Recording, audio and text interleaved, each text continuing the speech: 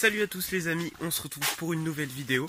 Alors, c'est parti, on va faire donc la vidéo sur le potager, donc mon potager 2018 partie 5. Donc alors, en fait, je vais faire plusieurs parties, 2 ou 3 parce que je n'ai plus du tout de place sur mon portable. Du coup, voilà, je vais faire 3 vidéos, donc il y en a déjà une. C'était les photos pour vos... Enfin, c'était avant la vidéo. Donc voilà, donc là j'en ferai une petite et une autre petite parce qu'autrement je n'aurai pas de place et j'ai beaucoup de choses à vous montrer, à vous expliquer. Et voilà, parce que ça a beaucoup poussé. Donc voilà, là on est dans la serre et donc en premier ce que je vais faire c'est que je vais vous montrer juste le gros potager. Donc où on a tout, pratiquement tout. Et ensuite après je vous montrerai le petit potager avec les tomates et tout ça, tout ce que j'ai dans la serre, les explications. Donc voilà, on va faire 2 vidéos, ça va être plus simple. Donc voilà, c'est parti, on se retrouve tout de suite dans le nouveau potager. Donc alors c'est parti, donc là en fait il pleut, enfin il pleut de la pluie fine, donc c'est quelque chose de magnifique pour le potager, il n'y a rien de mieux, hein, voilà. Donc on se retrouve tout de suite pour le gros potager, donc en premier, voilà, je vous montre comme ça à quoi ça ressemble pour l'instant.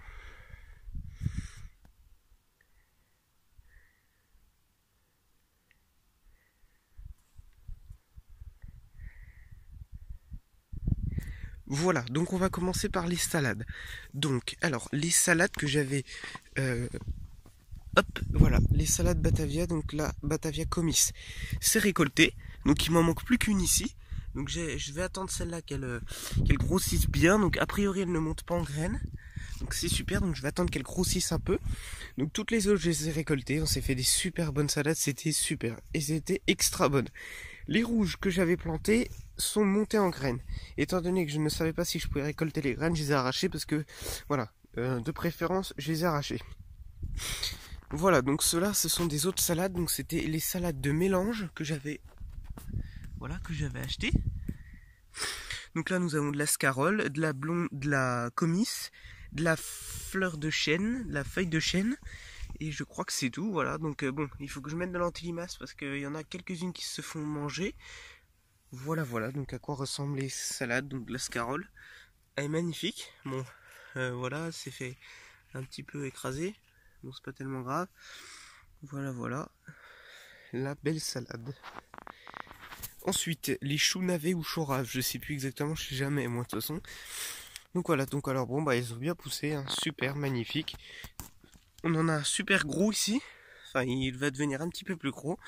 Et voilà. Voilà, voilà. Donc, bon, écoutez, ils ne changent pas de place, hein, je les laisse là, donc je vais les éclaircir encore. Je vais garder les plus gros et les plus petits, je vais les supprimer. Donc, je vais voir, je vais bien arroser avant, et je vais peut-être les repiquer derrière si je vois que les racines sont pas encore... voilà, que les racines sont toutes jeunes, voilà, je vais voir ce que je pourrais faire. Voilà, voilà. Ensuite, les courgettes. Alors, les courgettes étaient en fin de vie, et d'un coup, elles ont reprise. Voilà, d'un coup, pouf, ils ont reprise. Donc voilà, donc c'est super.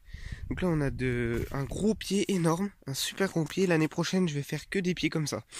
Je sais exactement c'est quel paquet de graines, les graines. Voilà, donc je n'ai pas fait la pollinisation moi-même, donc je vais pas récolter les graines cette année, mais l'année prochaine je vais le faire. Je suis en train de me renseigner comment récolter les graines de courgettes soi-même pour avoir la même variété, pour avoir de bonnes grosses courgettes. Donc voilà, je ferai ça l'année prochaine. Donc là on a un super gros pied de courgette avec une petite courgette et voilà, le pied est ici. Donc ça partout, partout, partout, voilà, c'est magnifique, un énorme pied de courgette et puis bon voilà. Les courgettes, les courgettes. Bon. Ensuite les côtes de bête. Alors les côtes de bête que j'ai fait en semis bien sûr, hein. Donc voilà, voilà, donc elles sont magnifiques, rappelez-vous dans les vidéos précédentes. Voilà, les petites côtes de bête que j'avais repiquées. Donc c'est magnifique, elles ont super bien poussé, donc je suis super content. Voilà. Donc alors celle-ci c'est celle que j'ai achetée. Donc voilà, les seules que j'ai achetées, les côtes de bête que j'ai achetées pour avoir de l'avance, c'est les plus petites. Donc voilà, l'année prochaine je me ferai pas avoir, enfin si, il y en a une belle déjà. Voilà. Voilà, et celle-là aussi c'est celle que j'ai achetée parce qu'il y a l'étiquette. Voilà, voilà. Ensuite, les choux-fleurs. Donc, vous savez, c'était les choux sunset. Je sais pas quoi, vous savez, les choux bleus, les choux blancs, roses, enfin pas roses, violets, tout ce jaune, tout ça. Donc voilà. Donc, c'est ceux que j'ai fait en semis aussi, que j'ai très mal fait en semis, par contre, ça, je vous le dis. Bon, ils sont beaux, hein, pour moi, voilà. Bon, c'est vrai que comparé aux vôtres, ils sont tout petits. Donc là, c'est le seul chou de Bruxelles que j'ai mis ici, parce qu'autrement, voilà, on a tout ça comme chou de Bruxelles. Hein. J'en ai mis un seul ici, pour qu'il ait de l'espace et pour voir s'il grandit mieux que les autres. Il grandit mieux que les autres, parce que je pense qu'il est mieux arrosé que les autres, et il est, comment dire, plus espacé, il a plus de place pour s'étendre. Voilà. Ensuite, bon, bah, les choux, ça continue, voilà. Là, on en a un beau de chou. C'est l'un des plus gros. Donc voilà, bientôt les petits choux, enfin j'espère. Je sais pas du tout en fait quand est-ce qu'on va voir l'apparition des petits choux. C'est la première fois que je fais des choux. Et les années prochaines, je vais continuer à faire des choux parce que ça a l'air d'être très intéressant. Voilà, donc les côtes de bête et les choux-fleurs. Voilà. Ensuite, les choux de Bruxelles, donc qui ont énormément poussé. Rappelez-vous la vidéo où je les ai repiqués. Voilà, je les avais beaucoup trop serrés, j'en avais beaucoup trop fait. Je les avais fait comme les choux ras ou les choux navets. Les choux navets, je crois que c'est. Bref, voilà. Donc, je les avais vraiment... Enfin, je les avais fait comme ça. L'année prochaine, ce que je ferai, c'est que je ferai dans des petits pots. Un chou, je mettrai 2 graines, tac, et voilà. Et comme ça sera organisé. Là, je n'étais pas du tout organisé. J'ai fait mes semis directement dans la terre. J'ai tout éclairci après. C'est vrai que c'est aussi bien de faire dans la terre directement. Mais bon, voilà. L'année prochaine, je m'organiserai mieux pour avoir une bonne ligne de choux. Voilà. Bon, là, excusez-moi. Je pense pas que... Comment dire, je pense pas que je vais faire une mauvaise récolte, mais bon, c'est sûr que je vais faire une moins bonne récolte que s'ils étaient bien espacés comme les choux fleurs ici. Voilà, et là aussi l'année prochaine je vais plus s'écarter parce qu'ils sont beaucoup trop serrés. Avant il y avait une planche entre, mais je marchais que sur les feuilles, du coup voilà, je l'ai supprimé. Donc voilà. Bon bah alors les choux de Bruxelles, on va essayer donc d'aller en voir un beau. Enfin, ils sont tous à peu près beaux, hein. Voilà. Par exemple un petit là ici. Voilà, bon, moi je suis content, franchement je suis content des choux de Bruxelles. Il y en a des tout petits qui commencent, mais vraiment des vraiment tout petits. Donc voilà, je pense pas que je vais avoir de très gros choux de Bruxelles, hein. Mais voilà. Les choux de Bruxelles, magnifiques choux. Voilà. Ensuite les carottes. Bon alors les carottes, les super carottes. Donc on avait semé avec mon grand-père. Donc moi, vous vous rappelez, je vous raconte encore une histoire, hein, je les avais semés 2 fois, j'avais semé des carottes, ça n'avait pas marché. Et du coup, bah, j'ai demandé à mon grand-père et hop, on les a semés ensemble, il m'a expliqué une super technique. Et j'ai des super bonnes carottes. Donc je ne les ai pas éclaircies parce qu'en fait, je sais pas, j'ai du mal à éclaircir les carottes, moi. Franchement.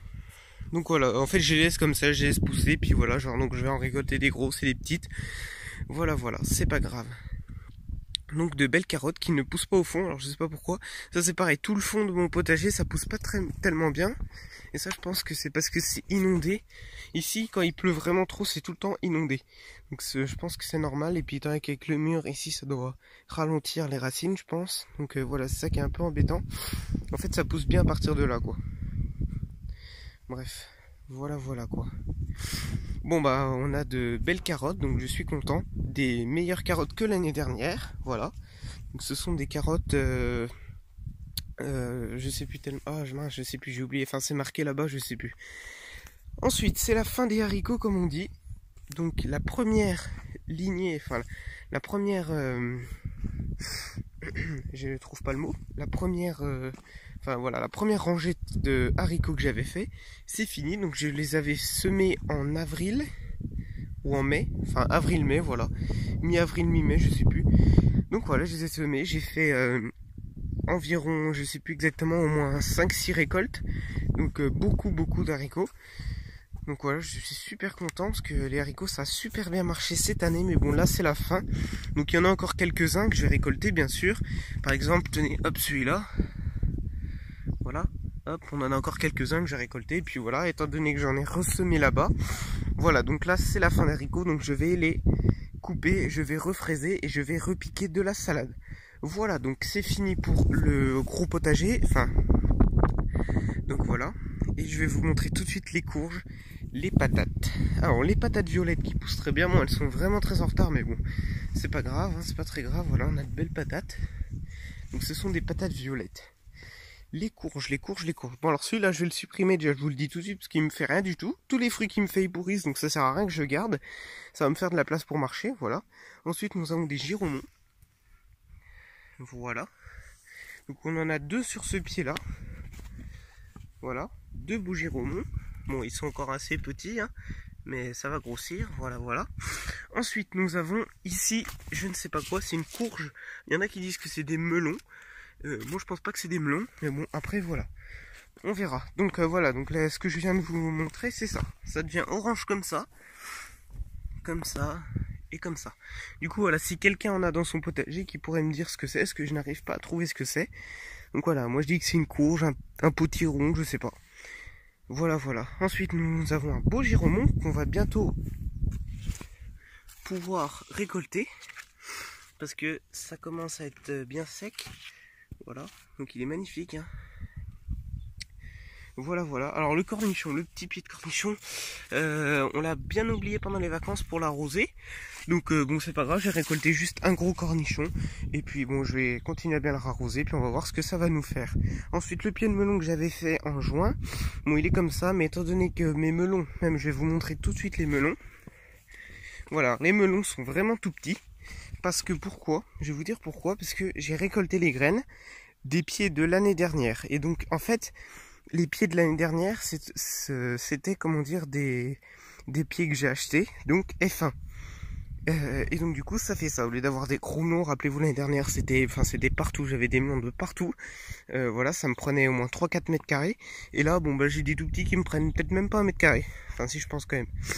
Et voilà, puis j'ai qu'un melon sur un pied. Bon bah c'est un peu dommage, mais bon, voilà. C'est en faisant des erreurs qu'on apprend bien sûr. Donc voilà, je saurais que l'année prochaine, faut pas que je récolte des pieds des F1. Donc je crois que si on récolte des melons qu'on achète au magasin, ça va bien. Donc c'est ce que j'ai fait. Mais je vais quand même, donc je vais faire les semis des graines que j'ai récoltées hier. Donc des graines de melons que j'ai récoltées hier parce qu'on a acheté au magasin. Mais je vais quand même acheter un sachet pour voir voilà la différence, parce que je suis vraiment pas sûr. Ensuite nous avons une belle courge butternut. Voilà, donc on en a 2. Des magnifiques courges, hein. Voilà. C'est mes préférés, voilà. Et donc les concombres qui poussent tranquillement, voilà, tiens. On en a encore un ici, voilà, ça ressemble au cornichon, mais ce sont des concombres, tiens. Encore un ici, voilà. On va encore en faire une bonne récolte, mais on en a récolté des vraiment bien gros. Donc voilà. Bon, donc c'est fini pour cette partie-là. Et on va se quitter. On se retrouve pour une deuxième vidéo juste après. Voilà. Merci. J'espère que vous avez aimé cette vidéo. Et bah écoutez, on se retrouve tout de suite pour la partie 3 de mon potager, partie 5.